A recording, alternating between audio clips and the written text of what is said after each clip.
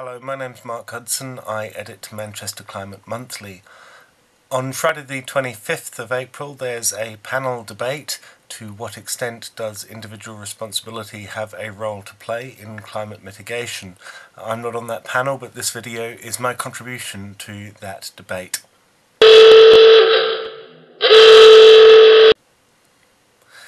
I've got 10 minutes. I'm going to use that as a ceiling though, not a target, and I'm going to take things in reverse order. Let's start with the word mitigation. Climate change is an unmitigated disaster. We're not going to do anything. If we were, we'd have started by now. It's wrong to say that since we first learned about climate change in 1988, 1990, we've not done anything. We have done things. We've made it worse. We've made it harder for ourselves and for, quote, future generations, unquote, to do anything. How have we done that? We've built more coal-fired power stations, gas power stations, more high-carbon infrastructure. Now, companies have built that. They've got sunk costs. That's an asset that they don't want to be stranded, and they will fight, and they are fighting, tooth and nail to get maximum profit to recoup their investment. So we're not going to mitigate. This species is going to burn every last lump of fossil fuels that it can get its hands on, such as life. Secondly, climate. Climate is only one of our environmental problems, let alone our social problems. So the focus on climate means that we neglect to think about soil loss, biodiversity collapse, ocean acidification, the nitrogen cycle, etc. And there have been various papers sort of laying out the big picture. Let's not forget the others though, because theoretically I suppose you could fix climate, but any one of the others could still hit us around the head and will. It's like running away from one hit man and then straight into the arms of 3 or 4 others. Right, responsibility, that lovely word. We are responsible for the predictable consequences of our actions and, I suppose, of our inactions. I referred earlier to the built infrastructure that will be used. Well, we're responsible. And especially if you have freedom of speech, freedom of assembly, freedom of information, enough food in your belly, your responsibility is much, much higher than someone who doesn't have all of those things. So it's us educated, quote-unquote, middle-class people who have a bigger burden of responsibility above and beyond our carbon footprint, which I'm going to come to in a minute. Right, this horrible word individual.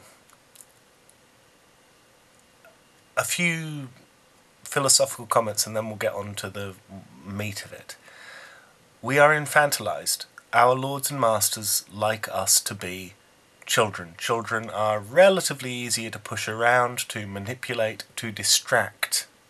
We are encouraged to prolong adolescence beyond all known previous limits, to quote Tom Lehrer. So these debates often get framed around the idea of individual carbon footprints. I don't really care that much about individual carbon footprints, which is convenient because I'm flying to Australia soon to visit my family. What I care about is our minuscule individual political footprints. And by political I don't mean voting in elections, I don't mean being personally involved in political parties and the Westminster Punch and Judy show.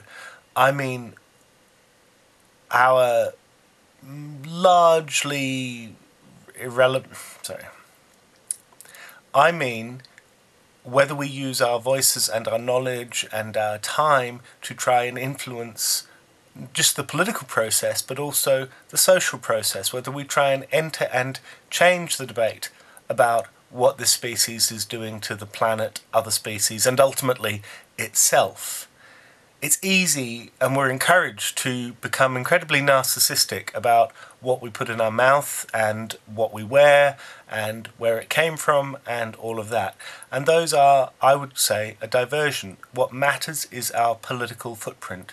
Now, you can try and do stuff on your own. It doesn't really work. How do I know? Well, I know. Trust me on this. what we need is social movements.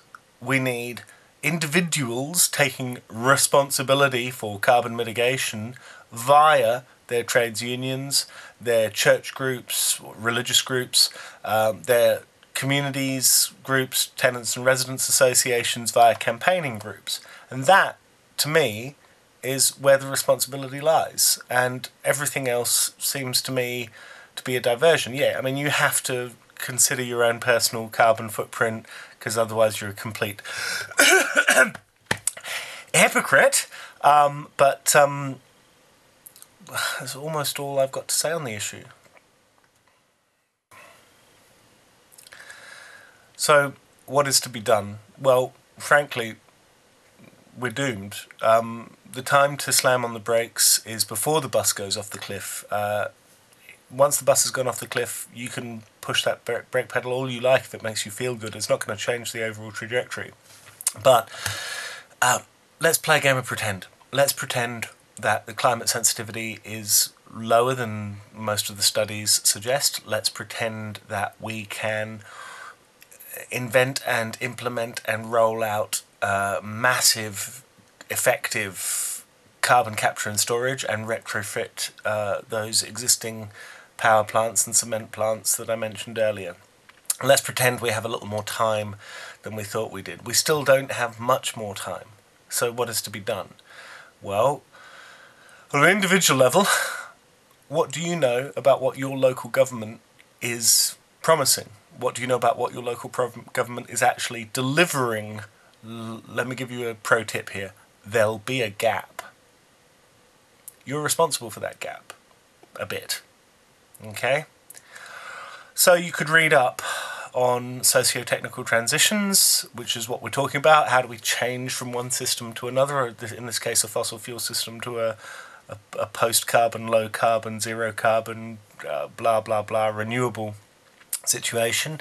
You read up on transactional analysis, which is this idea that we all have three ego states, parent, adult and child, and that we oscillate between them at any given point and we fall into roles. But most of all, get together with other people and do stuff, political stuff. Bugger your carbon footprint, basically. What's your political footprint?